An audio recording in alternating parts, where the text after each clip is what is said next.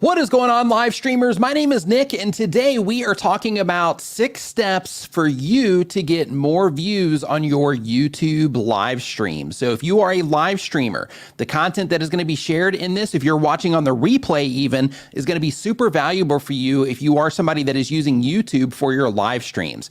So as we are getting into this, I do want to say, hey, if you are a StreamYard user, welcome to the stream. If you are not a StreamYard user, this of course is happening on the StreamYard YouTube channel, so make sure that you give StreamYard a shot. We've got a link down in the description for StreamYard, so you can try it out for yourself. They have a free plan.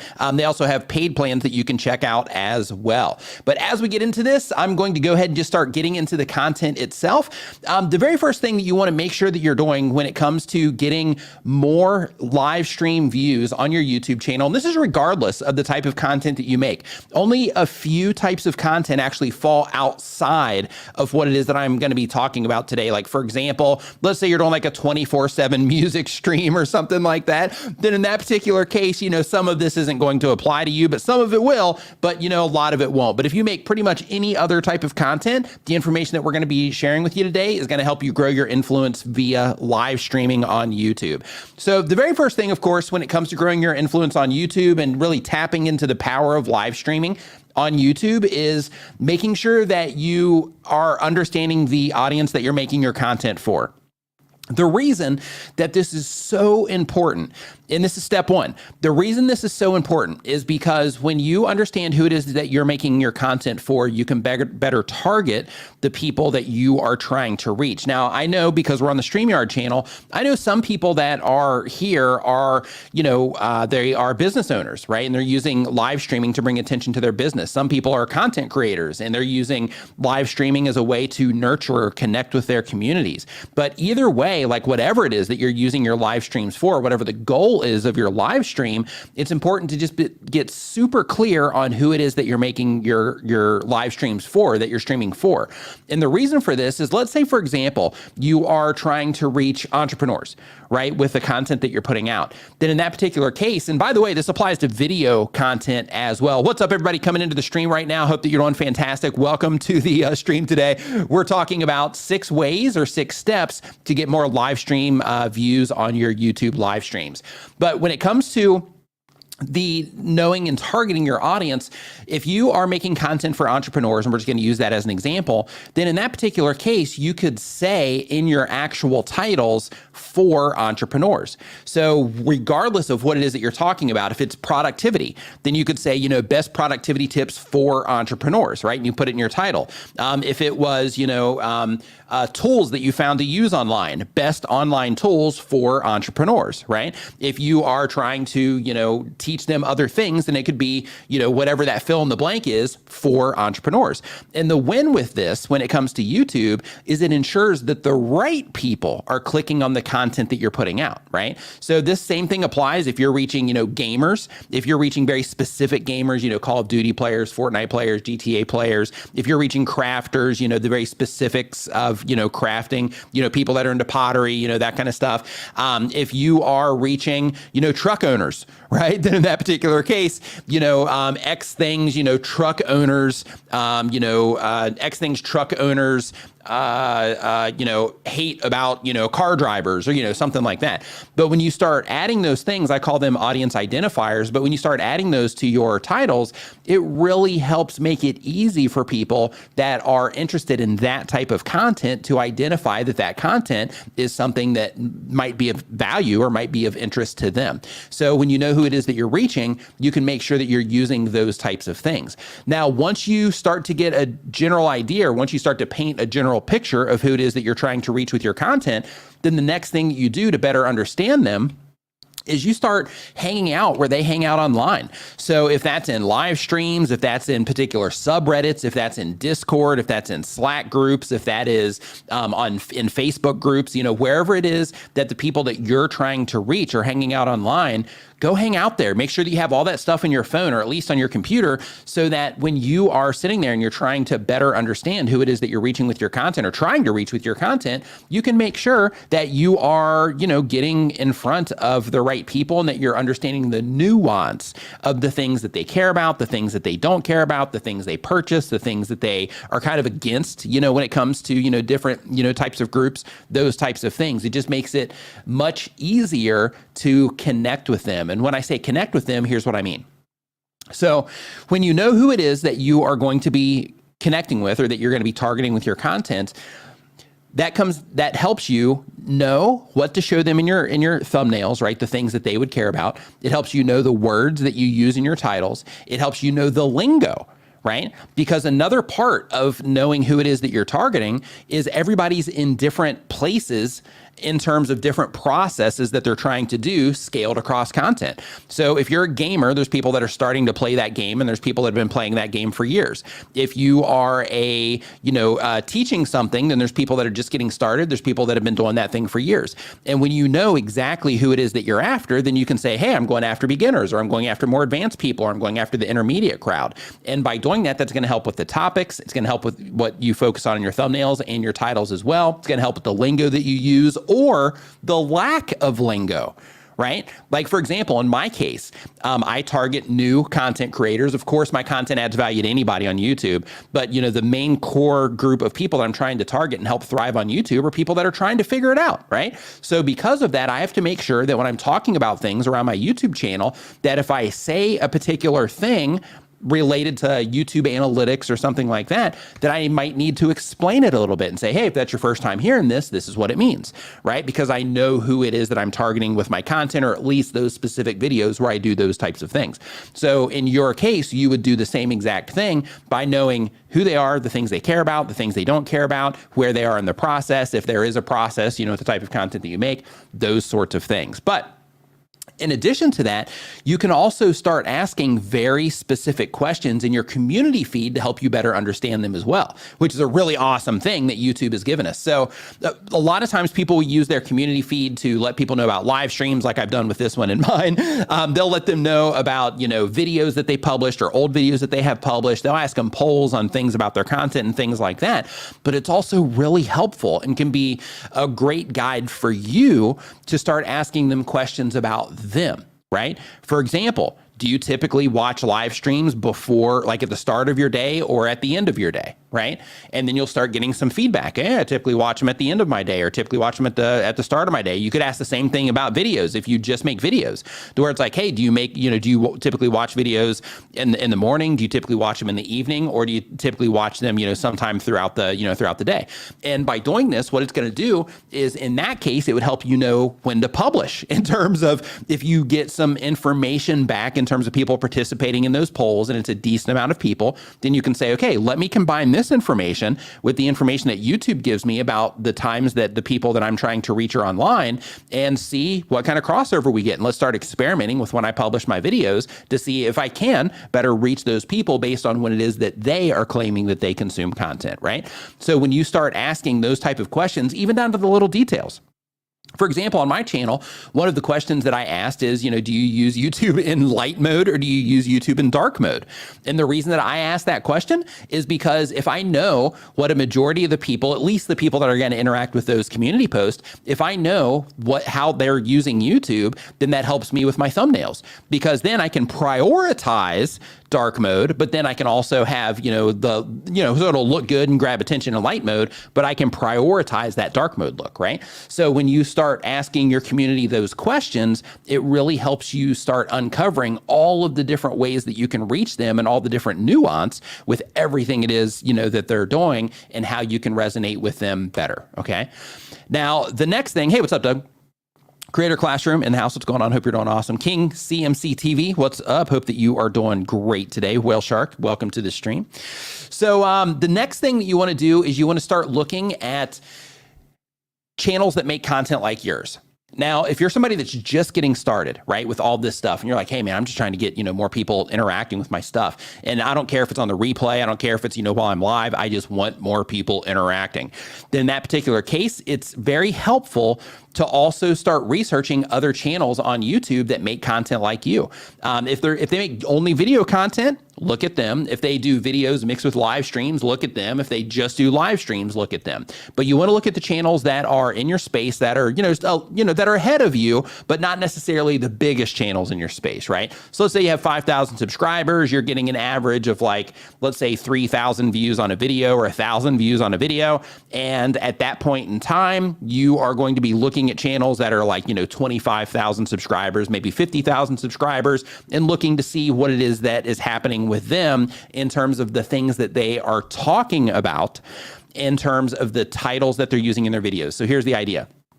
So if you have people in your space or within your niche of, content that you're making, if you go and you look at competitor channels, then you're going to really quickly and easily start understanding the things that, because you have that crossover audience, you're going to start quickly understanding the content that people that you're trying to reach responds to.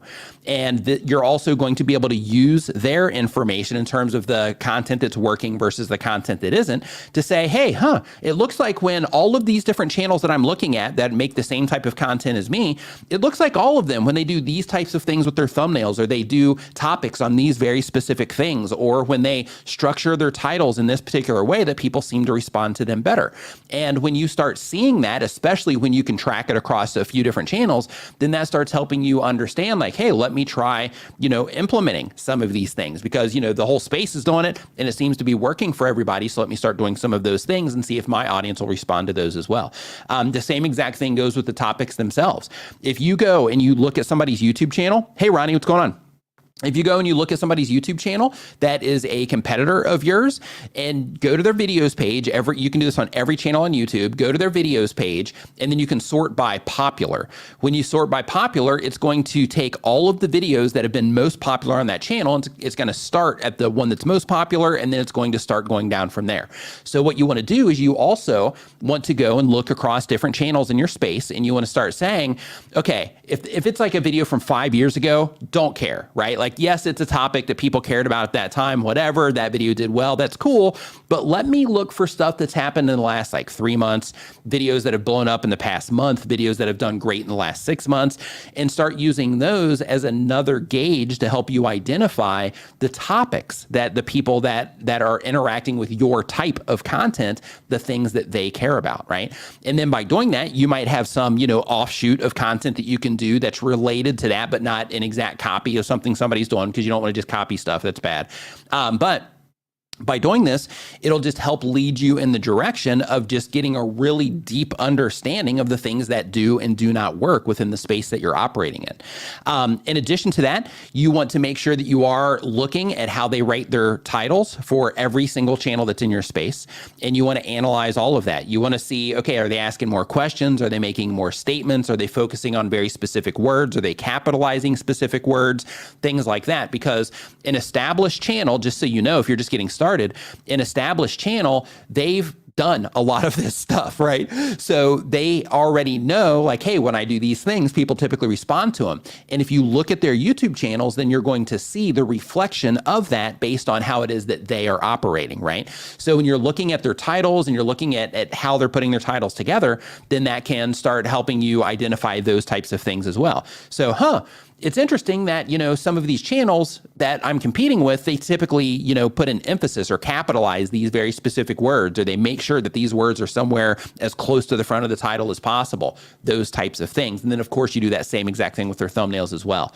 Also, just a heads up, if you don't know how to write titles at all and you're needing some help there, TubeBuddy has an AI script writing tool that help, or not script writing, I'm sorry, they don't have that. They have an AI title writing tool, and TubeSpanner that we talk about a lot on my channel as well.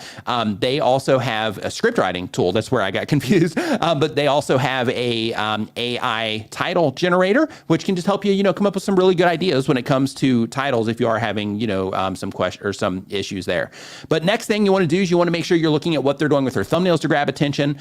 If you're bad with your thumbnails in terms of like color, and I won't say bad, but let's say you're somebody that doesn't have design experience. Let's say you're somebody that, doesn't have interior decorating experience, or somebody that doesn't paint cars or do anything like that, where you're needing, to where you have ever needed before in your life to know these colors work well with these colors, do not work well with these colors. If you are somebody like that, there's a free website. It's called Coolors, Coolors. .co, and that particular website, it's like a color scheme generator. So what you can do is you can go there and you can put in a base color, and it has these little locks on the screen, and you can say, okay, I like this color, let me lock that one, and then you just keep hitting your space bar, and it just keeps rotating through all these different colors that work with that color. So then you can say, hey, if I'm trying to, get my thumbnails to stand out and all of that, then in that case, let me use this if I'm deficient in that area and I'm working on trying to understand those things better. But when it comes to looking at your competitors, though, look at the colors they're using, right? If there's a theme or a style that's happening, like for example, if you watch entertainment content in terms of like Mr. Beast style entertainment content, one of the things you're going to notice is a lot of their thumbnails look a lot alike. You can look, if you're into that type of content, you can look at a Mr. Beast thumbnail and look at a Ryan Trahan thumbnail, for example, and there's a lot of similarities in terms of how they process the images of the people, in terms of the depth they try to create in their thumbnails, in terms of how they focus people on very specific things in their thumbnails, those types of things. And as a thumbnail goes, a thumbnail can let people know the type of content that you have with that, just by the style, without having any other information attached to it. So because of that, when you're analyzing the other content creators in your space, look for that sort of thing, right? So like, for example, like yoga channels, they typically have a vibe. Food channels typically have a certain look that they go for, certain things that they focus on. Fitness channels usually have the certain things they focus on. Gaming channels usually have a specific vibe, especially, if they're a game specific channel, like a Call of Duty channel will have a certain vibe, as an example, to kind of theme themselves with Call of Duty, those sorts of things. So just make sure that in your own space that you're looking at all of the other channels that are making content like you, and that you're looking for all these similarities within their thumbnails and titles, so you can start using some of that with yours to help. This is why it's important to help the people that you're trying to reach identify that your content is that type of content, right? That's the idea. Next, you want to go and you want to look at those channels and you want to see how often they're streaming or how often they're publishing videos or if they're even streaming at all. And by doing that, that's also going to let you know, like, hey, if we got these channels over here, they focus primarily on live streaming and all they do is live stream, and I'm a live streamer. So because of that, how often are they streaming? And you can see that, and you can use that as a way to where you can say, okay, well, when their stream ends, if I go live, maybe I might be able to capture some of their viewers, maybe. Or maybe if they always stream on Monday, Wednesday, and Friday, maybe I should stream on like Tuesday and Thursday and Saturday. And then by doing that, like I'm the only person in the space that's streaming on that particular day. And of course, this would be something you'd want to experiment with because those established channels might have a reason for not streaming on those days. But the idea is to where when you track that across other YouTube channels in your space, it just helps you, one, try to find places where you can fit in to serve, that same audience. But two, it can also help you cut down on competition in terms of, okay, if I'm trying to reach this particular audience, this other person that's a little bit bigger than me, that we seem to have a lot of audience crossover, or based on my YouTube analytics, YouTube is telling me that people are watching both channels, then in that particular case, you can say, okay, well, I'm not going to stream while they're streaming because that doesn't make any sense. So then I'll either stream before they do, or I'll stream after they do, one of the two. Next, you also want to look at how often they upload everything else. So if you're a live streamer and you also make content, video content, VOD content, and you also do shorts and things like that, then in that particular case, see what their cadence is for the other channels that you are competing with. And if you notice that people have these similar rhythms with their content, then figure out, one, how you can either disrupt that rhythm or how you can fit into that rhythm to provide content for people maybe on the days or the times or the periods of times when those other channels don't, right? In addition to that, You want to look and see if they get more views while they're live or on the replay. And the way that you do this one's a little bit more difficult, but the way that you do this is you go and you look and you see exactly like, okay, hey, this is their live stream. I'm going to make sure that I'm reminded when they go live. When they go live, I'm going to sit here, I'm going to hang out in their live stream, see what they do and all that, so I can just better understand what the other people are doing. And then once their live stream's complete, I'm going to get a ballpark idea of the views that they have on that stream. But then I'm going to make a note, right? Drop it in my spreadsheet, and then I'm going to check back in like a week and see how much more views that particular live stream has gotten. And then what that's going to do for you is that's going to tell you, hey, these live streams are actually getting a lot more views on the replay than they are while they're live. So because of that, I, as the creator that's trying to get more views on my live streams, I need to make sure that I am considering that live stream replay, because if that's where the other people in my space are getting the majority of their views, I need to make sure that I'm structuring my live stream in a way that makes it appropriate or more engaging for the replay when people are coming in for the replay. But doing that type of research will really open you up and help kind of, pave that path. The next thing, of course, is if they are doing replays, if that's where you find that they're getting most of their views, then in that particular case, and if you're just joining us really quick, we're talking about 6 steps to getting more views on your YouTube live streams. Almost everything I'm talking about here also applies to video content. So if you make videos for YouTube or if you're a live streamer, then this information applies to you. And I'm going to be doing a Q&A or question and answer session once we get through the actual content here as well. So if you do have a question about anything you're doing on YouTube, just hang out for that. We'll be there here in just a few minutes. So from there, you also want to, if they are getting more views on their replays, you want to make sure you're looking at how they start their videos. And you want to look at the structure. Okay, so they start their video this way. They say these types of things when video starts. Then they move into this. Then they move into this. Then they move into this. Maybe they have this little setup period over here, or maybe they just start it and get right into the content itself. Maybe they have shout out sessions. Maybe they don't. Those types of things. But you want to pay attention to how it is that they are doing what it is that they do that's working, so that you can use that information to apply to what it is that you're doing. Next, of course, you want to figure out the exact value that the other people that are in your space are providing, because different people, even though from the surface, it seems that everybody's given the same value within one niche, it's actually not the case at all. So in some cases, the value will be the same, but really, the value between channels in the same space is different a lot. So for example, in one niche, you might have one channel that is just like motivating people, right? To where it's like, yeah, they're doing, some stuff, but they're like, getting people all fired up and getting people motivated and helping inspire people and just, keeping people going. And then you have another person that maybe they're just showing very specific, tips and tricks around, whatever type of content it is, those types of things, but they're not really trying to inspire people or motivate people or anything like that. They're just giving the raw information, right? Like, hey, here's the thing, right? You want to learn something quick, here it is, bam. And then you have the other stuff, the other side of that, to where, maybe somebody's going really deep on something, right? Or let's say even, if you're a gamer, same exact thing applies. Let's say in the gaming space, let's say you have somebody that's doing the tips and tricks stuff. You have, somebody that is, talking about the nuance, aspects of the game. And then you have people that are doing like full Let's Plays that are there just for the entertainment and hangout value, right? So just start trying to identify the exact value that they are offering, so that you can find a way to make yourself stand out through a different type of value offering, right? That's the whole idea for that. Because when it comes to YouTube, live streaming or video content, standing out is way more, will get you a lot farther than, just repeating, what everybody else is doing. Because when you just copy people, then in that case, you just kind of blend in with what everybody else is doing. But you have to use all of this information that I'm talking about here to also leverage that info in a way to where you're like, okay, this is what everybody else is doing. What can I do over here that nobody else is doing, or that I could do in a more unique way to help me stand out, right? Then, once you know all of this, once you know all that information, and I'll recap that really quick for those of you that are coming in. So basically, the very first thing, before we move on here to this next part, just to catch everybody up. So if you're just joining us, the things that we've talked about so far is, of course, understanding your audience, making sure that if you know who it is that you're targeting, then you can use those words in your, thumbnail, you can use them in your titles, just to help people, better know that your content is something that they care about. We're talking about asking your community very specific questions in your community posts so that you can better understand them that way. We're talking about researching your competitors, which is actually step number 2, because we still got 4 more to go here.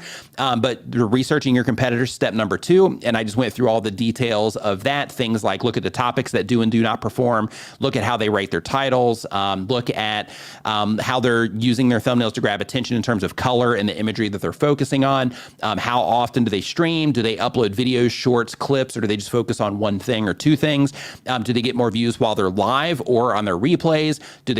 How do they start their streams? Are they optimizing them for the replays? How do they structure their streams, and what exact value do they provide? And then once you know all of this, you want to put a plan together to add the elements that are working for them, right?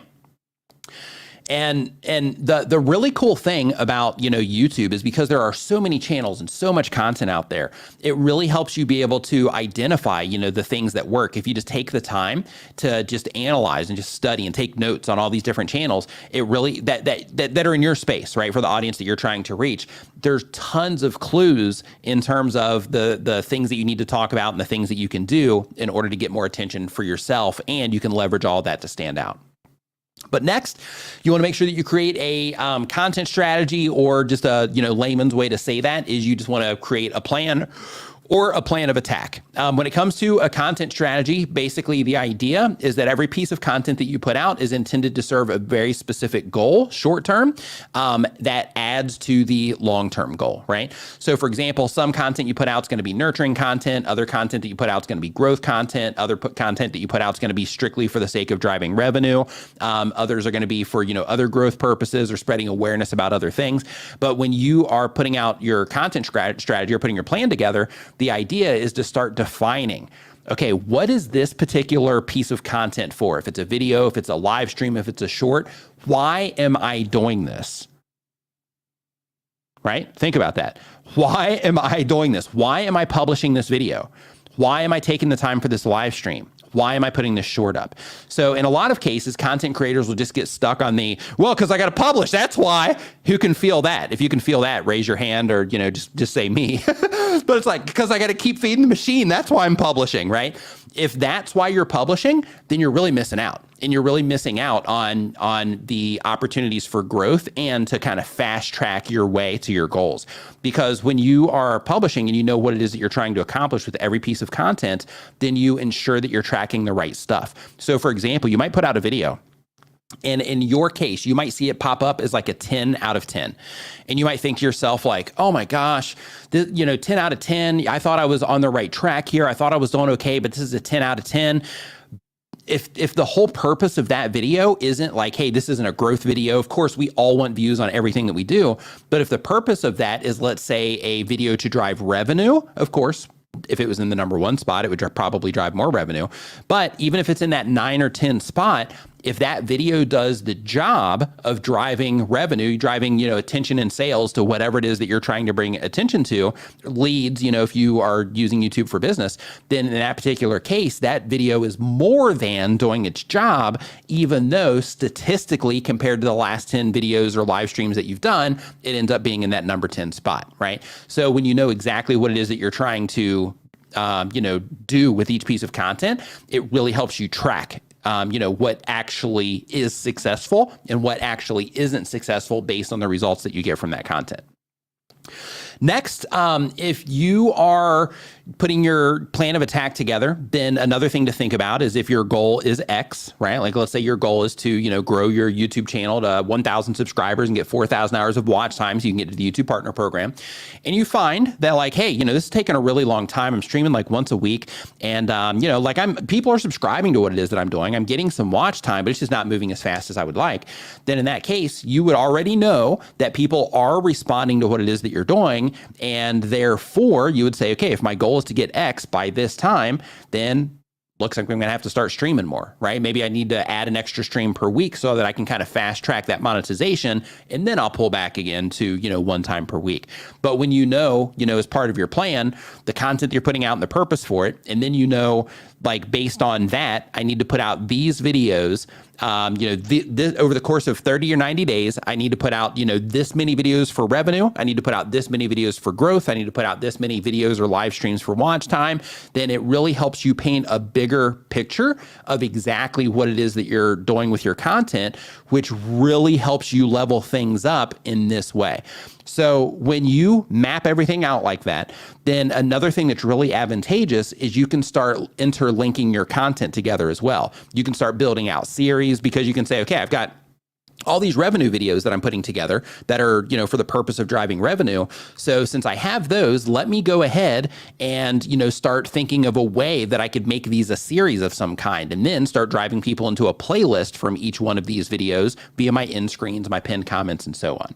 So when it comes to that sort of thing, when you start looking at that plan over the next 30 or 90 days of the content that you're going to be publishing, you can also start topically interweaving content as well as directly interlinking content through your pinned comments, end screens, YouTube cards, and setting up your channel page appropriately to bring attention to the content that, is the most important to you, that will bring, or that's the most important to you to achieve your goals, but also, will help the people that are interacting with your content find the content that they care about, the fastest.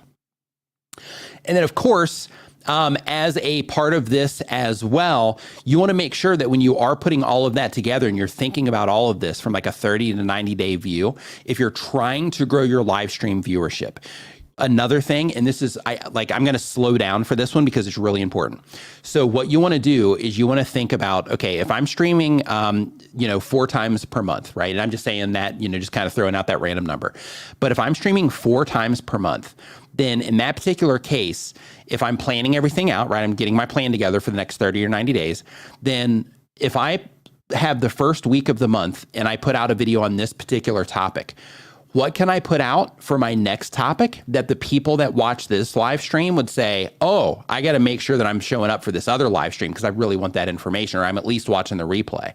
And then for that third one that you do on that third week, out of the people that watched the live stream 1 and live stream 2, or video 1 and video 2, okay, what can I publish or what can I talk about topically here? What can I show or share here topically that the people that watch these two would be like, oh yeah, I definitely want to see that, right? And when you start mapping things out that way, instead of just looking at everything as a one-off in terms of like, hey, let's just talk about this, or hey, let's just talk about this randomly, then what's going to happen is it's going to create the situation over time where people will end up being like, oh yeah, this is great. We just keep stacking on to, all of the different things that we're doing here when I'm interacting with this particular creator, right? So taking that approach not only helps you interlink everything, but it also helps the viewers, because the content makes sense in terms of them wanting to show up or at least come in and watch the replay of the, because of what it is that you did previously. And as a part of this, also let people know what it is that you have coming up. So if you're streaming, like let's say every week, then let people know in that first live stream, and this is another one where you're mapping it out, way in advance, to where you, in that first stream, you're like, hey, just as a heads up, our next stream, we're going to be talking about this. Or you can briefly touch on it during that live stream and say, but we're not going to talk about that during this stream, or I'm not going to show you that in this live stream. Like let's say you're playing a game or something. I'm not going to show you, that in this live stream, but we're actually having an entire live stream that's focused on that this time next week, right? So then people are like, oh, I want to show up for that. Let me write down and see, when that's available so I can make sure I show up, or they can make sure that they watch it on their replay. Next, of course, is you want to make sure that you get your studio and your communication together. Now, with this particular tip, the idea is that, yes, without question, you can start with what it is that you have. And I encourage everybody to do so. I've got a video on my YouTube channel, my main channel, where I did a collaboration with a guy that got 100,000 subscribers on his YouTube channel in 10 months.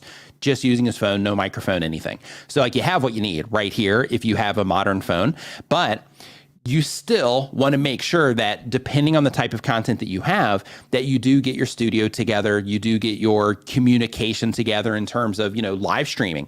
There's when it comes to live streaming, you can kind of fumble through it, or you can just come in and crush it, right? So because of that, like make sure that you are working on like, hey, what do things look like? What do things sound like in my live stream? Sometimes you nail it, sometimes you'll nail it, sometimes you won't. But just say like, okay, how do things look? How do things sound in my live streams for the things that I'm showing in terms of if you show any graphics on your screen or anything like that? What are the quality of those graphics? Like, are they things that complement your content, make your content look better? Or are they things that kind of cheapen your content and you're kind of messing things up a little bit by using them because they cheapen your content? So when you are, getting your studio and communication together, then that helps you just kind of make sure that you're taking the time to be intentional about those types of things, right? What do people see? What is it that people see in my background, right? What is it that people hear? What's the quality of what it is that they hear? Do I need to get a mic, right? Do I need to do those types of things? And that's going to, help you manage those things as well, because they do matter, right? They do matter. And then, of course, just use what you have there, but just upgrade, upgrade when you get the chance, if you even need to. And then, of course, you got to make sure you keep showing up, right? It's really, really, really easy. And I can't say enough reallys. I can't say enough reallys on this one, but it is really so easy to just get caught up with everything else you're doing. Like if you're not doing content like as like a full-time thing, even if you are, it's really easy to get caught up just doing everything else in your life and then kind of putting content on the back burner. But if you want the growth, you got to keep showing up. You got to keep doing the thing. And sometimes even doing that, it might take a while because some people, it just takes them longer to get that ball rolling.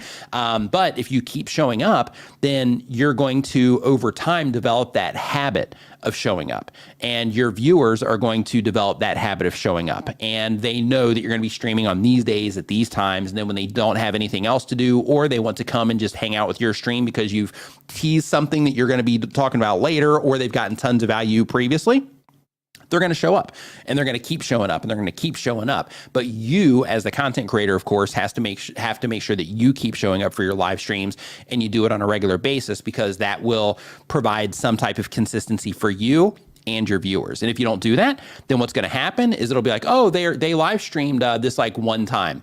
And then they'll just watch everybody else that you're competing with. And then maybe sometimes, they might happen to hop into a live stream.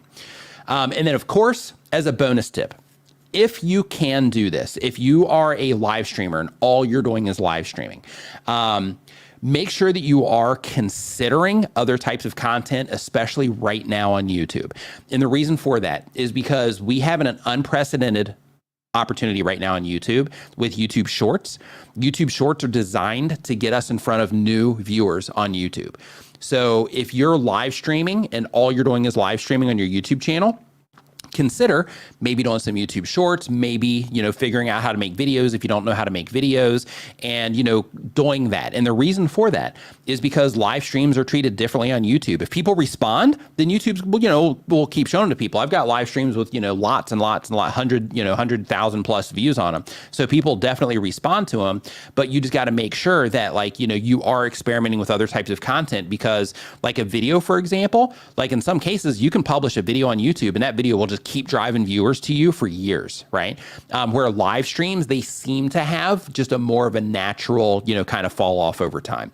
And then when it comes to YouTube Shorts, again, with YouTube Shorts, if you're a live streamer and you're like, hey, I'm still working on making good live stream thumbs and things like that, YouTube Shorts removes the need to even make any thumbnails. All you have to do is write a good title and then make a good short that just grabs somebody's attention, when it starts, and then you just talk about or show the things that you do within your live streams. And then that gives you that opportunity to have a whole other traffic source that will introduce you to people, so that when you do live stream, you have all of those people that are out there and available, to where the ones that are most engaged, YouTube is more likely to recommend your live stream to them. So because of that, you want to make sure that you are considering, experimenting with additional types of content, even if you are a live streamer. So one thing that I do want to say as well is, if you are somebody that's getting started with live streaming, if you're not getting, a lot of views while you're live or even on the replay, then, it can be discouraging, right? Because you can be like, man, I'm putting in this time and I'm doing this thing, and, people aren't showing up, or I'm just not getting a lot of views from it. I just want you to know that a lot of content creators start out that way, and you just go through the process of learning how to do all this stuff and just building up your audience over time and having some high performing pieces of content that end up driving more viewers to you consistently, things like that. So even though it can get discouraging at times, just keep doing the thing, but make sure that you are paying really close attention about the things that are and are not working, and make sure that you're being intentional about all the content that you're publishing so that you can give yourself the, the best possible shot. So now we're going to go into a Q&A or question and answer for this stream, because I was going to do this at 30 minutes, but we're at 38 minutes. But we're going to go into a Q&A. So if you have any questions about what it is that you're doing on YouTube, just put a Q in front of your question. That helps me know that the question is for me. And I'm going to answer as many questions as I have with the amount of time that we have left here, which is about 20 minutes. And if you have, if nobody has questions, then that will be that. But if anybody has any questions about what it is that you're doing on YouTube, go ahead and drop them into the chat now with a Q in front of it, and then I will I'll answer as many as I can within that time.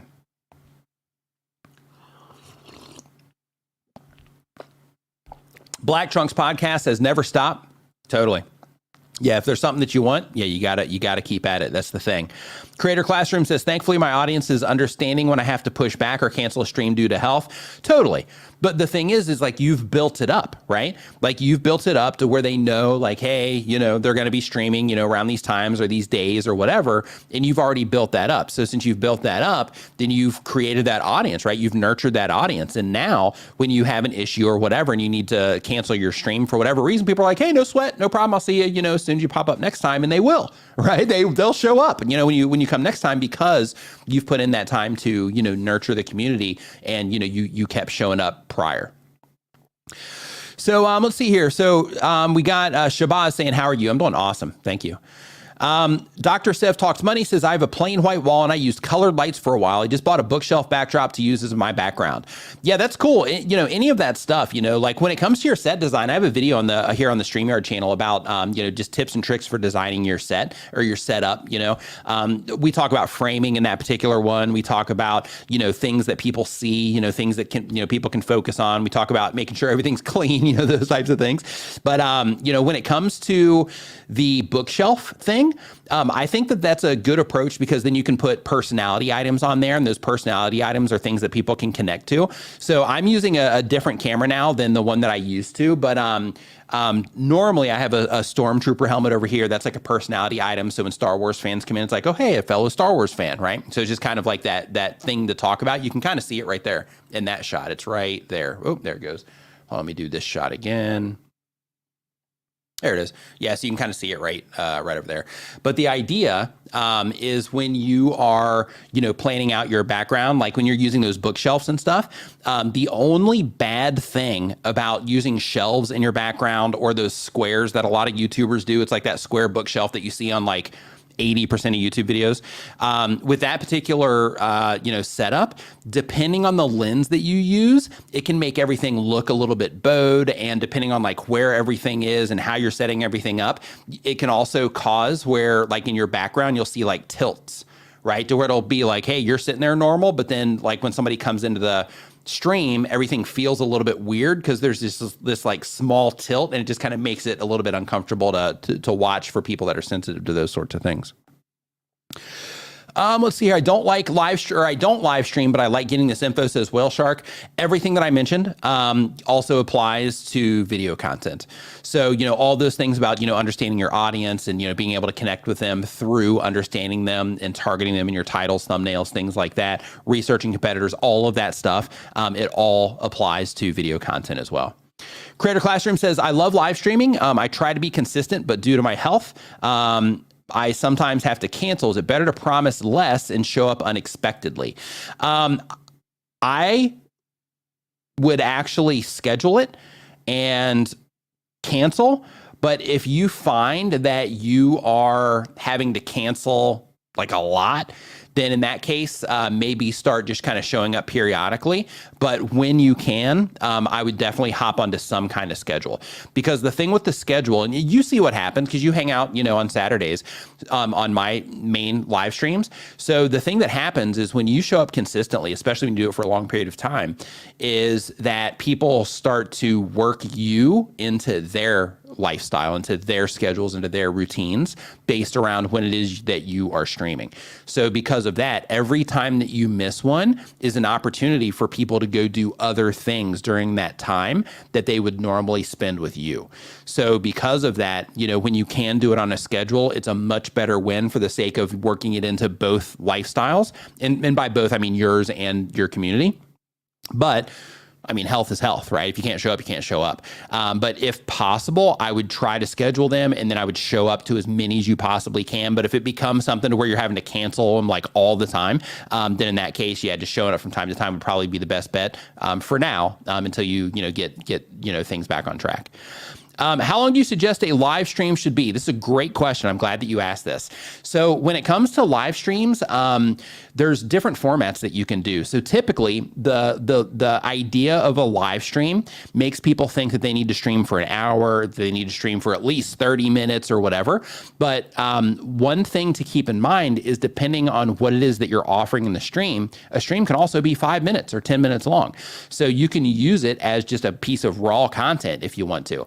So for example, on my YouTube channel, and I have a video talking about the details about this here on the StreamYard channel, about how I increased my live views by something crazy. It's like 270% or something.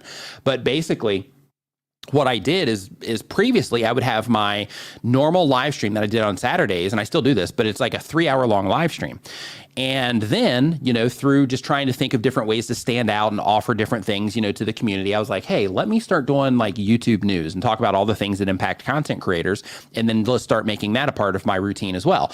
So then I started doing those, and those typically fall somewhere between like 5 and 12 minutes. So those do awesome on my channel. So with those particular pieces of content, they're framed around things that are trending, in terms of just information that, it's like, hey, this is like something that's going on YouTube, like right now, right? So the lifespan isn't as long, but the actual, interest in those pieces of content is relatively high. And as people are getting more and more familiar with those, more and more people are slowly showing up over time. So when it comes to the length, just think about what it is that you're offering and what's necessary for that, and understand that there isn't like, you don't have to stream for any certain amount of time. So again, there's the standards that people are used to, but you can use a 5 or 10 minute live stream as a piece of just raw content, and you can give people that, and that can be just a standalone piece of content that you can use. And another really cool thing about that, when you do those shorter ones, is if you're a StreamYard user, they record all of this stuff in the background into your account. So if you have like a 5 or 10 minute stream, then after your stream is complete, you can technically unlist that from your YouTube channel, download the video version from StreamYard, tighten everything up a little bit, maybe, cut that little bit off of the front while you're kind of waiting for everything to start, maybe trim a little bit off the end, maybe even add, just a few pieces of B-roll to it, upload it as its own native piece of VOD, video on demand, just a regular video piece of video content to your channel. And then as long as you've structured it appropriately in terms of not using countdown timers, as soon as the stream starts, you're just like, sharing what it is that you share, those types of things, then what can happen is you upload that, and then people will experience it just as a video, and they'll be none the wiser as long as you don't say anything during your streams that helps them identify that it was a live stream. So in my news streams, as an example, what I do is I will just start it and I go. I have zero interaction with the community that are hanging out in the live stream. I just come in and do it because I know that it's designed to be that replay watch, right? So because of that, those really short streams do awesome for me, but the big ones do great too, right? So when it comes to live streaming, just figure out what it is that you're offering and the time limit that is the best time limit for you to offer that, right? So for me, when I'm doing, like content like this here on the StreamYard channel, what I typically go for here is I try to hit like 30 to 40 minutes for the actual content. So I give like that much of, actual content. So when people come in, they have a bunch that they can learn from. And then from there, I typically try to go to the Q&A. Sometimes the content will last a little bit longer, but I'll jump over into that Q&A so that I can also, answer very specific questions about either something that I discussed prior or just additional questions that people have, just to add more value to people here on the StreamYard channel. So, when it comes to the time limit, just think about, okay, for these streams, this is what I'm going to offer. So they need to be about this long, maybe 30 minutes. And then for these streams, these are going to be made for the purpose of, and this is where the content strategy thing that I was talking about before comes in also. These are going to be made for the purpose of achieving these specific goals. Therefore, I'm going to download it, turn it into a piece of video on demand content, unlist my live stream, and then upload this as a, fresh video. And then by doing that, I'm going to potentially give this even more reach, by taking that approach. And then if you wanted to, you could also do like very long hangout, deep dives, depending on the type of content that you put out. So, the options are kind of endless on the amount of time, but the idea is to just think about what it is that you're offering. And you'll also notice when you're doing your live streams, you'll notice a tolerance as well. So for me, we used to stream for like 7 hours on my channel before on Saturdays with my brother. But now I notice that usually right around that 3-hour mark is kind of like where people will start trailing off, and then just the promotions in terms of YouTube recommending the content will go down and stuff like that. So I'm like, okay, 3 hours is gonna be the limit. If we're rocking and things are just thriving, then I'll typically go longer just for a little bit. But if it's like a typical stream, then I'll usually end it right around the 3-hour mark. So hopefully that helps. Let's see here. So question, what's the optimal time to upload a short or a video when your audience is online? So basically when you upload a short or a video, YouTube tells you inside of your YouTube analytics, under your audience tab, they tell you where or when your viewers are most online. So when it comes to a video or a short, you want to upload it right as they are coming online, and then you want to ride that wave. So in that particular case, you also want to make sure that you're thinking about the lifestyle of the people that you are trying to reach, and some of the things that I talked about earlier will help you figure that out. But the idea is to think about like, okay, if I'm reaching single parents, then I probably don't want to publish a video or short early in the morning because they're probably busy getting the kids ready. But if I'm targeting like young gamers, then in that case maybe I publish really early while people are getting ready for school, or while they're like where they would be on the bus in that very first time zone that I'm trying to hit, right? And then by doing that, that will help you just kind of dial things in better by using the lifestyle information I was talking about and by using the information that YouTube gives you. Rebel Canner says, if I can only afford one thing for your studio, what should be the first you buy? Microphone.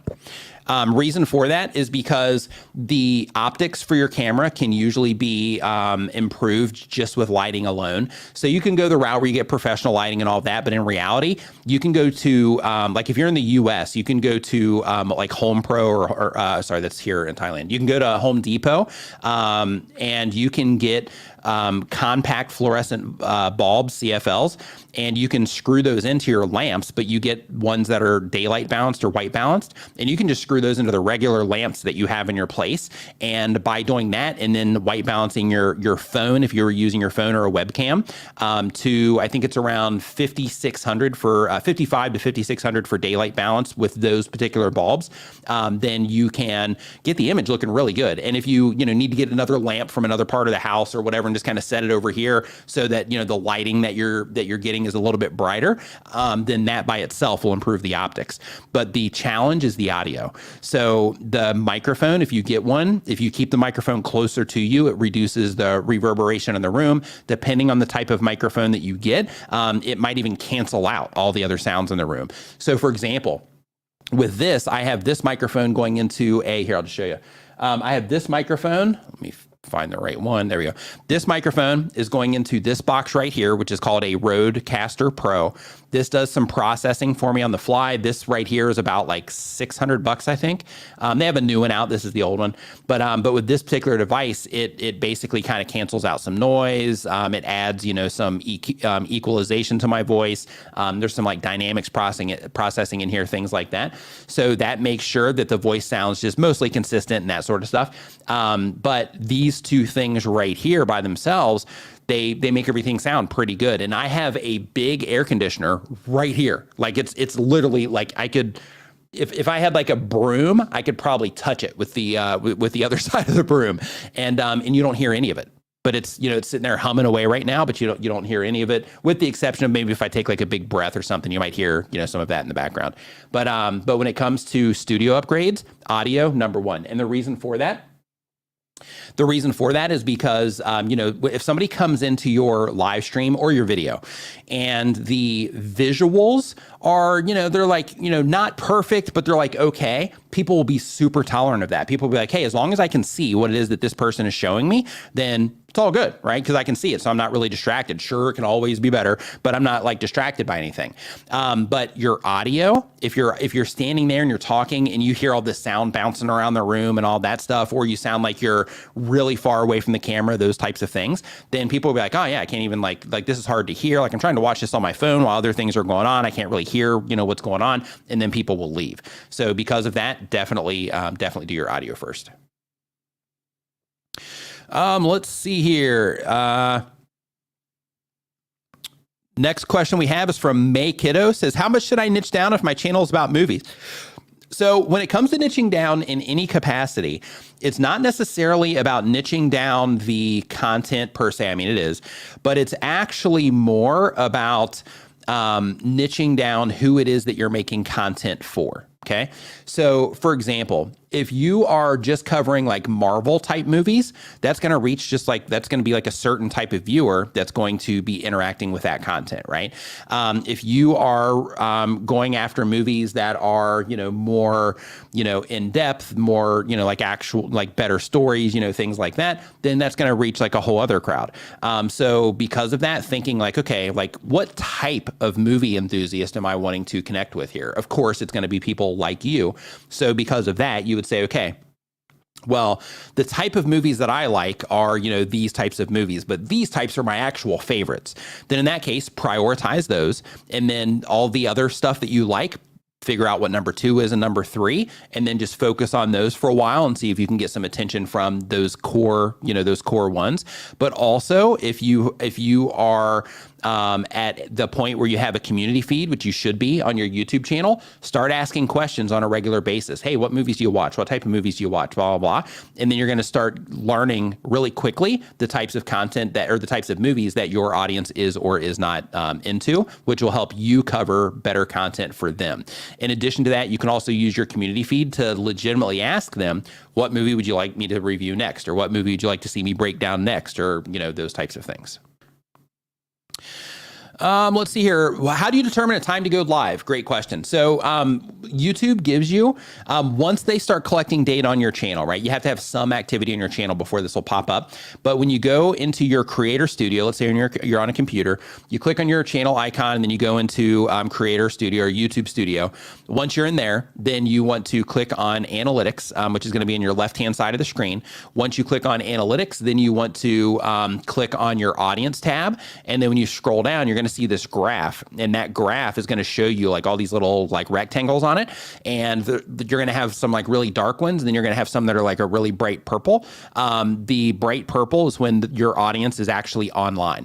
So when it comes to live streaming, you want to make sure that you're streaming when your audience is online. So with a video, you publish a little bit before or like, as people are coming on, so that you can ride that wave. But with live streaming, like if it's more important to you to have live participants, but like to where you're not like really getting a lot, like you don't really care about the replay, you just want people live, then in that particular case, you want to make sure that you're going live when you are bright purple, because that's when most of the people that are interacting the most with your content are online.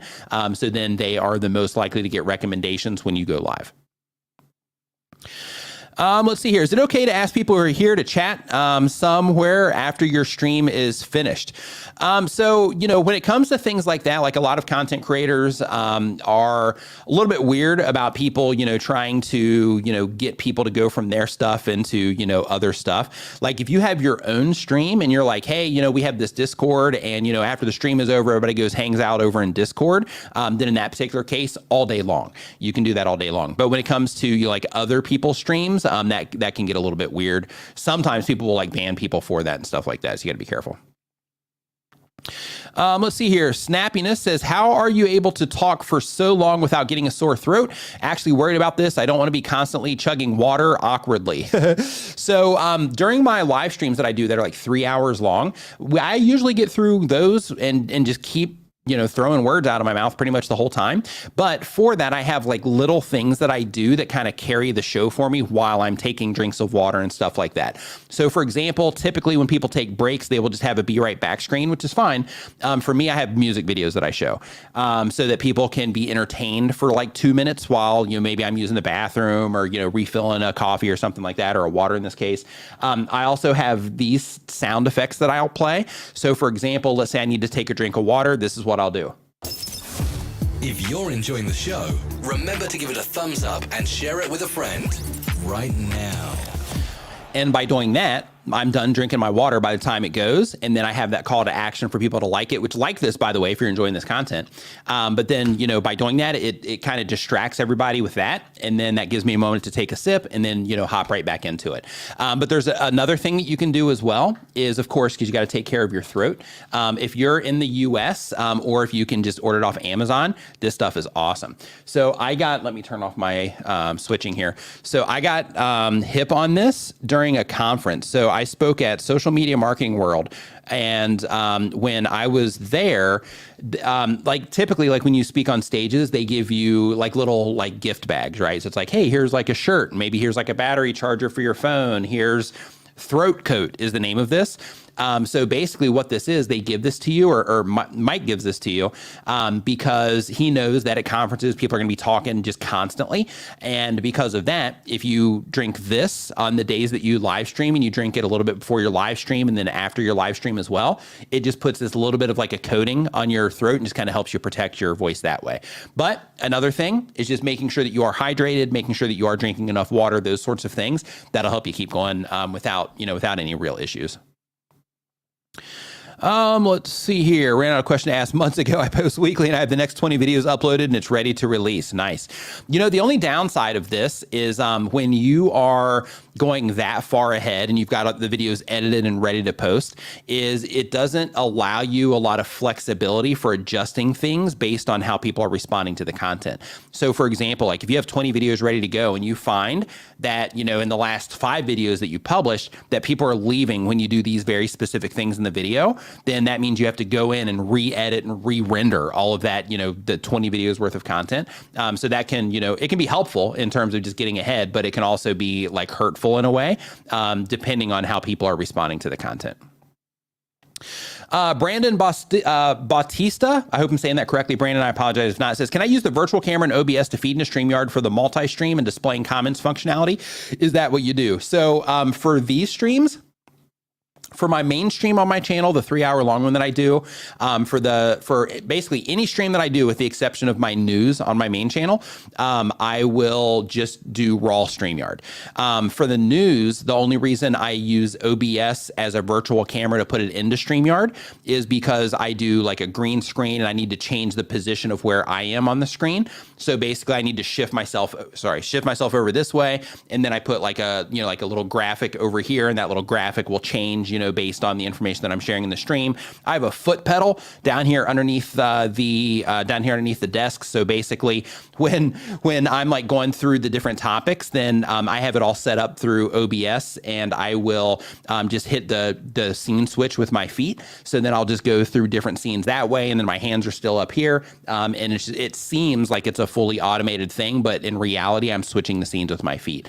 But you can absolutely use the virtual camera and OBS to feed it into StreamYard so that you can not only multi-stream and display your comments, but also, and this is the thing that people don't think about when it comes to StreamYard, StreamYard, because it's hosted in the cloud, it saved me so many times. I've been using StreamYard for years. It saved me so many times of like my internet going down or my computer just crashing or freezing up or something weird happening like with hardware, to where basically everything else will go down, or I'll have a power flicker or something, my internet router and everything will go down.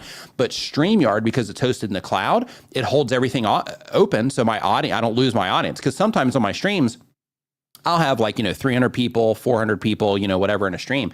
And, if a stream goes down, then I would lose everybody. But because I use StreamYard, if a stream goes down or if I have some tech problem, then StreamYard holds it open in the cloud and I come in on my phone while I'm getting everything fired back up. And I'm like, oh, hey, lost internet, blah, blah, blah. And then I can just keep going and keep the stream going while I'm getting, everything, turned back on and fired back up. So you can absolutely do that.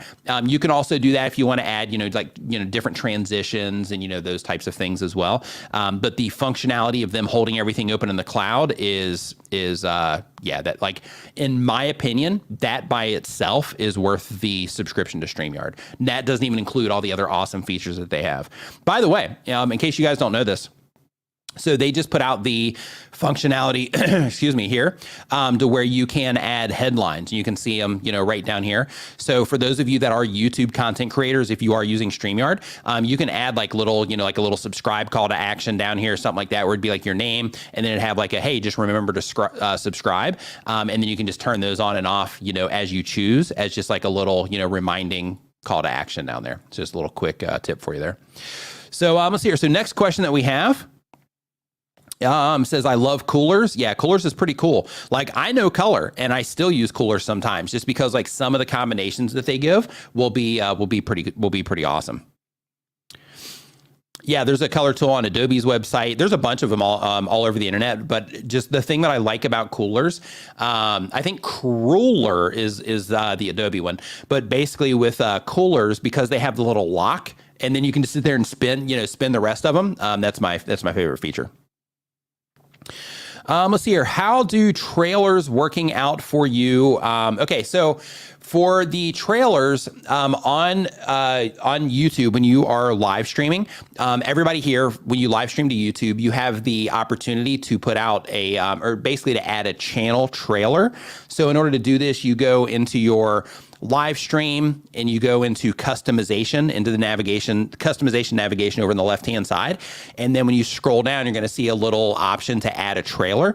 And when you click on that, you can select any video on your YouTube channel and you can have a trailer letting people know, hey, this is what we're doing in the stream. So for me, I've noticed when I do those and I schedule the stream in advance, I have more people show up than when I just use a regular thumbnail. So because of that, for almost every stream that I do, with the exception of my news, I have a trailer, and I actually just recently recorded one for my news as well. I just haven't edited it together yet. Let's see here. Okay, so Reading This Life says, my corner of YouTube is in a niche booktube. I stream, use shorts, and have a long form schedule. I want to break out of the same corner and reach more bookish folks. Any tips? Absolutely. Doing, book summaries, things like that is huge. I know my friend Brandon over at 1% Better.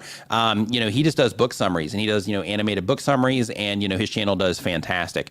In terms of you, breaking out of the same corner and reaching more book folks, it's important to remember that when it comes to YouTube, the breakouts happen when people respond better to your content compared to the other people and the other content that you're competing with.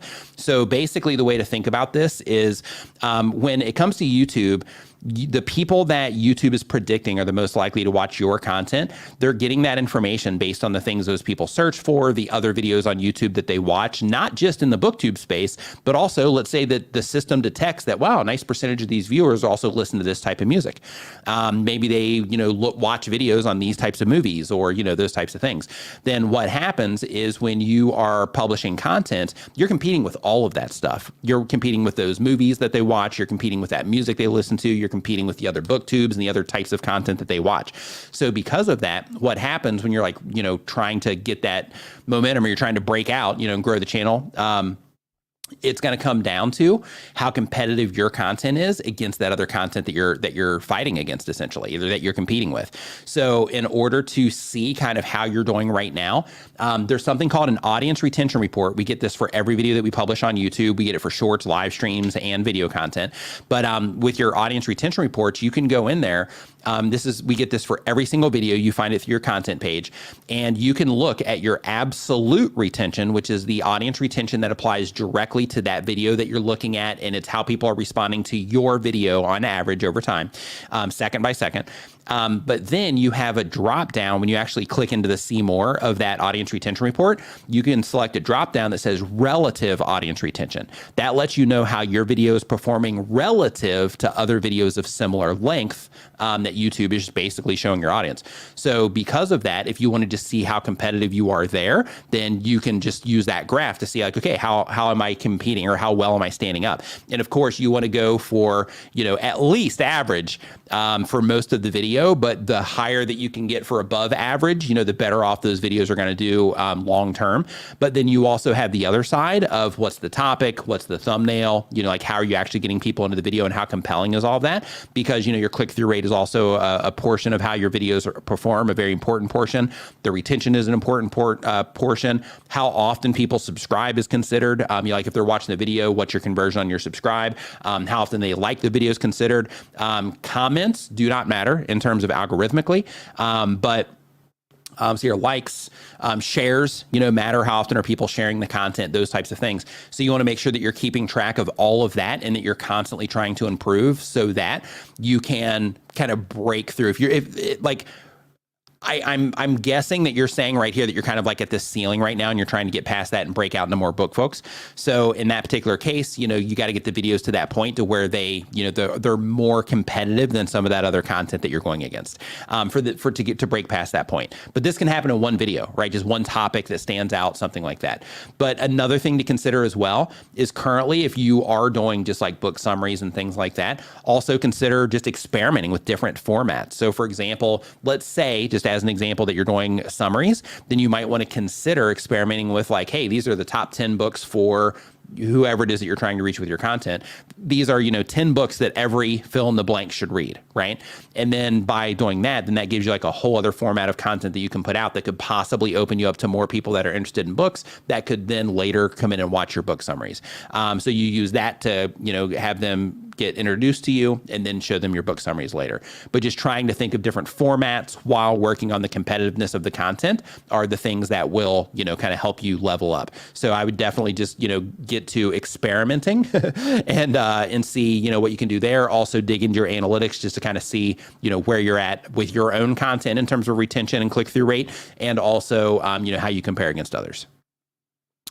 Event Yours of Spirit says, question, what are the top 2 Nick Nimmin nuggets you can provide to someone who is planning to live stream for the very first time with guests? Make sure that your guests are briefed on just being family friendly, brand friendly, those sorts of things. If that's the, approach that you take personally, make sure that they also have like their tech in order. So there's something usually when you hop on a podcast or you're going to be a guest on somebody's live stream, if you're having people on that are not experienced, and really even if you have people on that are experienced, because just sometimes you run into problems, you do what's called a tech check. And basically that means that they hop on like 15 minutes before you even do your stream. Everybody gets all of their, stuff worked out, maybe even 30 minutes, depending on how fast you can troubleshoot problems. But basically get them on first and, make sure that their audio is good, coach them through it. Hey, could you move your, camera a little bit closer? Could you turn off that TV in the background? Hey, do you have any lamp that you could bring by you and kind of turn off some of that stuff in the background? It'll make you kind of stand out a little bit better. Those types of things, just kind of coach them through it that way, so that you can, help them make themselves look and sound as good as possible in your stream, because of course, that's going to be a reflection on them in terms of, what people are seeing and hearing. So I would definitely do that on the guests. And then of course on your end, just make sure you're ready too. So like, when it comes to having guests on your stream, sometimes it's an interview, sometimes it's, somebody else where you're like debating stuff. Sometimes it's just more of a collaboration where you're both kind of, sharing, this, like something for your audience.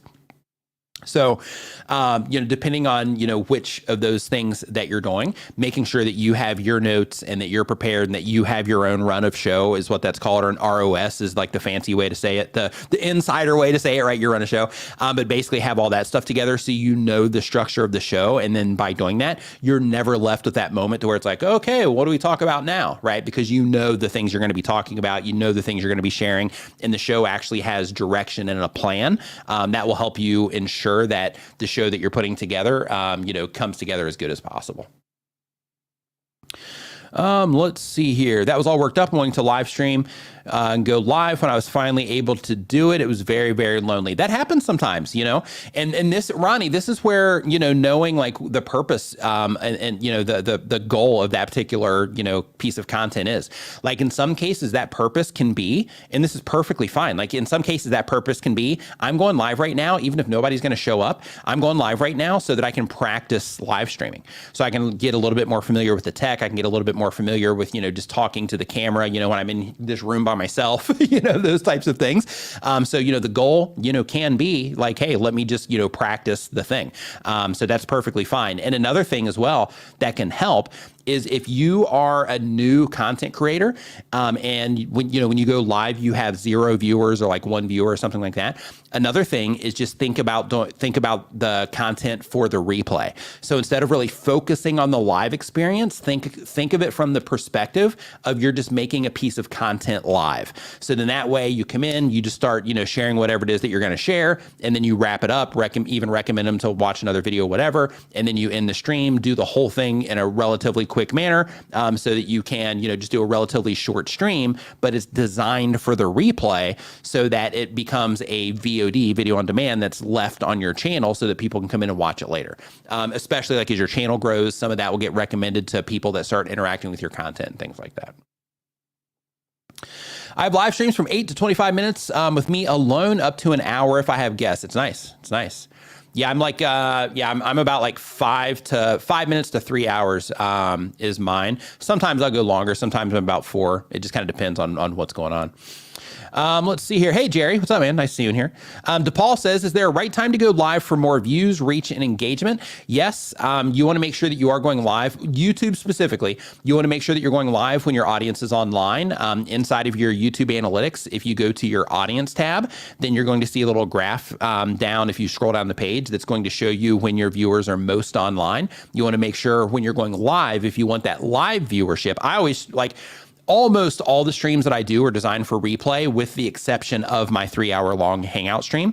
So when you are, going live, if you want people to be there for that live experience, then that particular case, just make sure you're going live when you are at that bright purple in your audience tab. Let's see here. Food Forest Permaculture. What's going on? Hope you're doing awesome. Human City Junction says, do you still live in Thailand? I do. Would you suggest to other content creators that are studio based to consider moving to other contents? Hold on. Would you suggest other content creators that are studio based to consider moving to other contents? I'm not sure if you meant countries or changing the type of content that you make. So the type of content that you make is just going to come down to, you know, if you enjoy doing what it is that you're doing, and if you have enough time to, you know, create another channel and manage another channel and all of that.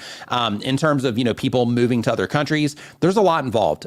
So, you know, moving to another country is challenging, just based on like visas and things like that. Like it's not as easy as like, hey, I'm just going to throw on a backpack and just go move somewhere, because, you know, everywhere has like visa requirements and, you know, all of that, plus, you know, work and, you know, things like that. In terms of like, yes, you can do it all from the internet. However, some people, you know, they're still working on just trying to get some money from the internet. So therefore, like right now wouldn't be the time for them to go until they can get that stacked up and it's consistent for a long enough period of time to where they think they're going to be able to do it for a longer period of time. So I would look into all of the nuance of, you know, being an expat, because when it comes to, you know, living in another country, you know, it's awesome living in another country. However, there are definitely headaches involved when it comes to, you know, different visas and stuff like that, because it's something that you have to kind of stay up on. So it's just one of those, you know, one more thing that you have to, you know, focus on and make sure that you have in your calendar and all of that.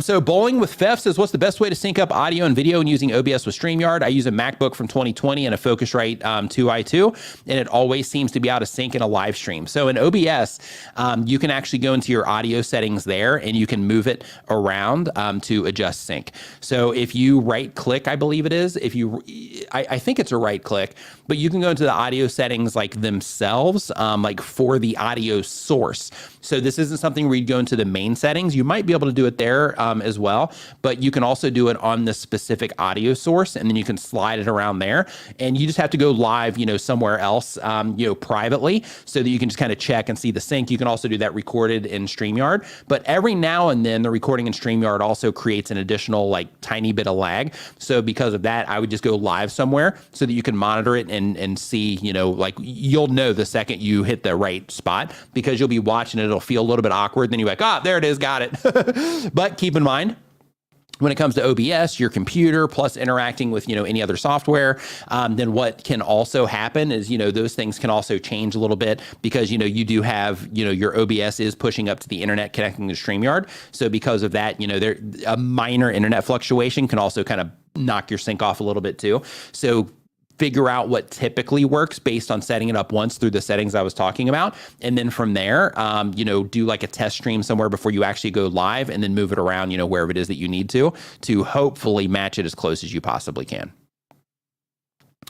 So here, discovered the pretty cool audience chart from the other day. Actually confirmed what I was guessing in my stats as far as audience viewer time. People cannot discover the channel and enjoy it when they find it. That was a question. Of course, yeah. If people enjoy your content, then you know they'll subscribe. They'll keep watching more. Let's see here. I love that T2 says Rebel Corners talking about the throat coat. Does StreamYard have an app that I can stream with? So StreamYard doesn't have an app that you can stream with, but you can stream with it natively in your mobile browser. So if you're on an iPhone, you can stream it. They typically will prompt you to do it in Safari. So you can stream it in Safari, but on Android devices, you can stream it directly inside of Chrome. But basically the idea is you use your browser, like your Chrome browser or your Safari browser on your phone, and then you access it that way. Let's see here. Just kind of looking here for any more questions as I'm just scrolling down this list here. It's possible to use more than one camera. Yeah, it is. So the Arab immigrant says, is it possible to use more than one camera with StreamYard to live stream? It is. So basically, you have the option with StreamYard to where you can set your one USB camera, and then you can set another USB camera as well. And you just use the second camera, you access it through present mode. And then that's going to allow you to use multiple USB cameras. A quick tip for you, if you're going to do that, is if you are using like a desktop computer, for example, or even a laptop, make sure that you're plugging them into two different panels. So for example, like, you know, plug one into like a front panel USB and then another one into a back panel. Or if you have multiple cards in the back, plug one into one card and one into another card. If it's a laptop, one to this side, one to that side. That way it just kind of makes sure that everything kind of works a little bit smoother. Mark's Home Kitchen says, question for Nick, does the live stream go into oblivion or is it put out by YouTube like a normal video? So if people respond to it, then if they respond well to it, then it'll be, you know, it'll continue like a normal video. Like for example, on my main channel, I've got videos with like, you know, 120, 125, you know, 1,000 views on them. So, you know, it'll get treated like a normal video as long as people respond to it. But typically the fall off on live stream replays is typically like quicker.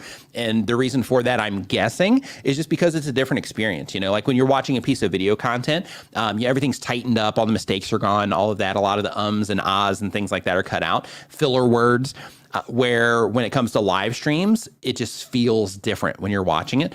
So, you know, because of that, people just respond a little bit differently. Speak English with this guy. Awesome to see that. Make sure you connect through Members Amp also if you haven't yet. Jogo Motorcycle Adventures, what's going on? Hope that you are awesome. Let's see here. Looking for any more questions. Oh, you meant moving continents. Yeah. So Human City Junction. Yeah. So it's a challenge, but I mean, if you can pull it off, it's worth it. Like, you know, for example, like if you're in the US, and of course this is not, you know, any type of, you know, financial advice or anything, but if you're in the US, if you live outside of the US, just look into something called foreign earned income exclusion. You have to stay out of the country for a certain amount of days per year. But if you do that after the first year, then you get a massive tax break. So you'll get every year it goes up by about $1,000. I think this year it's up to like $108,000. So like your first $108,000, all of that, you are like, you don't have to worry about it. You still have to file all that, but you get the foreign earned income exclusion. Can you devote a show to drawing viewers and subscribers to opinion and commentary pages like mine? So when it comes to opinion and commentary pages, everything is exactly the same. Like when it comes to YouTube, right? Like your commentary and opinion commentary videos, those follow the same rules, right? In terms of if people come into those and they are enjoying those at a level that's competitive for the platform in terms of they're clicking on them at a competitive rate, they're enjoying them or watching them at a competitive rate and interacting with them through likes and shares and stuff like that at a competitive rate, and let's say they're clicking on, the end screens, watching more videos there, that kind of stuff, then, those videos will continue to do well, and that will, help you grow your channel. But if you are not at that competitive level yet in terms of how people are responding, because the competitive level isn't, necessarily like what your camera looks like or what the audio sounds like. You have to get that stuff to the point to where it's not distracting in terms of people coming in and being like, hey, this looks a little bit weird, or this doesn't sound good at all, I'm leaving. You have to get those things to the point to where they're just not a distraction. But once you hit that threshold, then everything's going to come down to, how people are just interacting with the content itself. So what you have to make sure that you're thinking about is if you're doing commentary, you have to make it very clear, especially when you're just getting started. If your channel's big already, this, it's a little bit easier to get away with, I can't believe this happened with your titles. But if you are just starting out, you need to be very specific with your titles, and you need to, be very specific about a thing that you are going to be talking about. And you have to wrap the entire packaging. And by packaging, I mean the idea of the content, the thumbnail, and the title, basically the information that people have from the outside about what they might get. You need to make sure that you're designing all of that around a singular topic that would matter to the people that you're trying to reach. And by doing that, and then of course, giving them good content when they first come into it, that's going to be the thing that will help you, do better and get more attention to your content. Because, if you have like a really good thumbnail and title and, everything's clear on what they're going to get, or it's compelling in some way, and they can identify through your thumbnail, that it has something to do with something that they care about, and they click on it and they come in, the next step in that process of the viewer experience is like, what's the first things they see and hear? So if it's while you're currently live, then in that particular case, then, they're just going to come in, they're just dropping right into your live stream. But if it's a piece of video content, then make sure that you are like, right when the video starts, you're like, hey, today we're talking about blah, blah, blah. And that you're trying to engage them, and you're trying to kind of build up that interest so that they will want to commit to, to watching more of the video. And then of course you use your YouTube audience retention reports, so you can gauge exactly how people are responding to what it is that you're doing. So you can start modifying things along the way to end up making it a better experience for the viewers over time. So this isn't something that it's like, oh, okay, these are, this is how people are responding, so let me just fix everything all at once. It's a little bit more complicated than that, because you have to have your theories on why you think people are leaving the videos in certain times. And then you have to experiment against those theories and either prove or disprove them by making additional content. So because of that, it can be, it can take a little bit of time, but if you're paying attention, you're being intentional, and you're trying to, give the best experience possible for the people that are interacting, you'll do fine. You just have to make sure that you're working on that hard part, which is, how do I help the people that I'm trying to reach identify that my content is about something that they care about from the outside, when that's the only information that they have? And by outside, I mean, they log onto YouTube and they're looking at YouTube's homepage on their computer, and your thumbnail's there in a grid of a bunch of other thumbnails that YouTube thinks that particular viewer might be interested in watching. And how is yours going to grab their attention and help your content stand out against all of those? And then what about what it is that you're going to be talking about, and how you're actually framing your title is compelling enough that the people that you're trying to reach will want to click on it and watch yours instead of all of those other videos. Same exact thing happens on the mobile device as well. Somebody's scrolling. What are you doing in your thumbnail that's going to help people like stop in their tracks and be like, oh, what is this? And then they read the title. It's like, oh, this is interesting. Let me click in and watch this for a little bit, right? Let's see here. So has StreamYard fixed the problem for the music portion of branding? I've had several times Music Track takes out all of the other audio. I'm not sure. They have a Facebook group called the Facebook StreamYard Official Facebook Community, I think it's called, or StreamYard Official Community. Look for that. And then in there, you will be able to see, just ask that question, and then somebody will be able to answer you over there.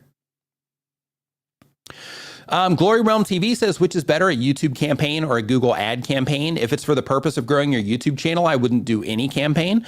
Instead, I would learn how to grow organically on YouTube, because if you don't learn that, then you're wasting your money. And the reason for that is because let's say that you run ads to bring attention to your YouTube channel, you will get views, you will get people that will subscribe.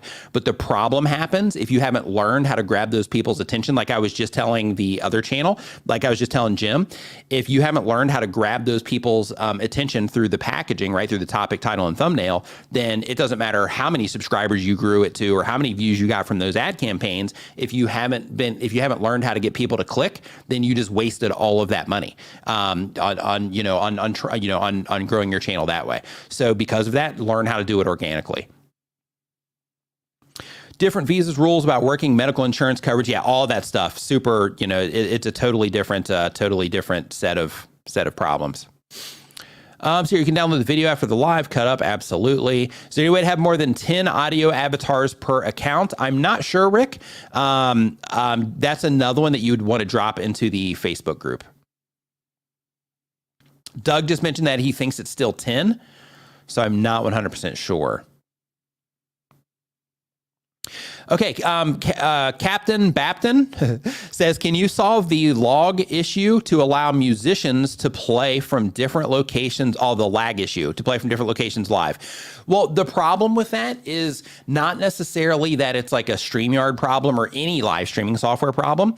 The problem with multiple players playing from somewhere live for musicians is that internet speeds are different, right? And you have, let's say, for example, you have, even if it was coming from the same place, let's say that I was over there in my music room and I'm in there playing music, and then my girlfriend is sitting here and she's playing like piano or something. And then let's say my brother's in the other room and he's playing something. And let's say we had some friends over and they're playing something else in another room. Even though that's all going through the same place, it's all going up to the internet, and it will be very difficult for everybody to keep timing, right? I mean, technically, if it was in the same house, everybody'd be able to hear it. But people coming from different locations, that's just a bit of an issue because everybody's going up to the internet and you just have the default internet lag. Like, for example, what you're hearing right now in terms of the words coming out of my mouth, you're catching these on a delay also. And it's not a delay that is because of StreamYard. It's a delay just because of the nature of live streaming. So, for example, if I'm going to wave my hand right here, I'm actually going to do it a second time so I can actually do a countdown and see exactly how much of a lag we have. So I'm going to start right now. I'm just going to wave my hand and wait for it to catch up. Okay, I'm waiting for that one. And then right here. So I'm going to go 1, 2, 3, 4, 5, 6, 7, 8. So 8 seconds until it actually hit the YouTube studio. So that should be what you're seeing or pretty close to it. So in your case, it might have been 9 seconds or something like that. But in terms of hitting YouTube studio, the broadcast, that was an 8-second delay. And that's just the nature of live streaming. What softwares are the best for a YouTuber? Says Glory Realm. So in terms of software for YouTubers, things I recommend for live streaming, of course, you want to use StreamYard. For screen recording and like really easy video editing, you want to use Camtasia. For like high level video editing, where you're going to be doing like tons of like color grading and like, just really tons of tracks, things like that. Adobe Premiere, or if you're on a Mac, Final Cut. For audio processing, Adobe Audition, or if you're on a Mac using like Logic or something like that. When it comes to content calendars, Monday.com is good, Trello's good, Notion is good. Let's see here, what else? Tube Spanner, of course, is great in terms of tools that help you with your YouTube channel. TubeBuddy is great in terms of tools that help you with your YouTube channel. I've got a website called bestcreatortools.com. You can just go there, and I've got a bunch of stuff over there that, that just shares all kinds of different, YouTube tools. Let's see here. Yeah, Magic Mitch Art Show says his lag is like 1 minute long. So in terms of, syncing things up musically, that definitely creates a challenge. Bulldog says you can control your latency in YouTube when you first schedule your live stream, but the lowest latency is about 7 seconds still. Yeah. And depending on your latency setting, it actually can limit resolution and things like that also. Let's see here. And Life on YouTube and Twitter says normally I noted lag is 8 to 9 seconds. Yeah. So it's just different depending on, what it is, how it is that you have things set up. Okay, so on that note, I'm like 30 minutes over time. I hope that's okay, for the StreamYard, for the StreamYard crowd that we went over today for about 30 minutes. But I do want to thank, StreamYard for having me on the channel as always. I typically live stream here the last Tuesday of every month. We didn't do that last time because they were doing like a different, live stream at that time. So we didn't want to just kind of step on each one. But if you want to learn more about YouTube and live streaming, make sure that you check in the last Tuesday of the month. Also, my brother D and Daniel Batal, they do a live stream that's coming up, I believe, this weekend, where they look at YouTube channels and they help you figure out things that you can do better and stuff like that. They've made it like a game show. It's super fun. So if you have a YouTube channel, definitely make sure that you check out that stream. And of course, make sure you check out my YouTube channel. I got a link to me. If you just go to niman.bio, that will take you to everything that I'm involved with. And besides that, have an awesome rest of your week. Hope you learned something today. Make sure that you also check out the Facebook StreamYard official community, because if you're a StreamYard user, if you're interested in StreamYard, then in that case, that community is where you can submit like feature requests, any questions you have about the actual software itself, you can get answers there. And if you're not a StreamYard user yet, StreamYard will let you record your live streams like without even going live if you want. They'll also record them while you're live streaming. They make it really easy to add graphics to the screen, bring guests on, all of that. I can't recommend enough. I've been using StreamYard for years. They're a sponsor now, but even before they were a sponsor, I was using StreamYard because it's awesome. So make sure that you check that out, and you can do that at StreamYard.com, or of course I got links to that in the description as well. But besides that, have a fantastic rest of your week, and I will see you next time.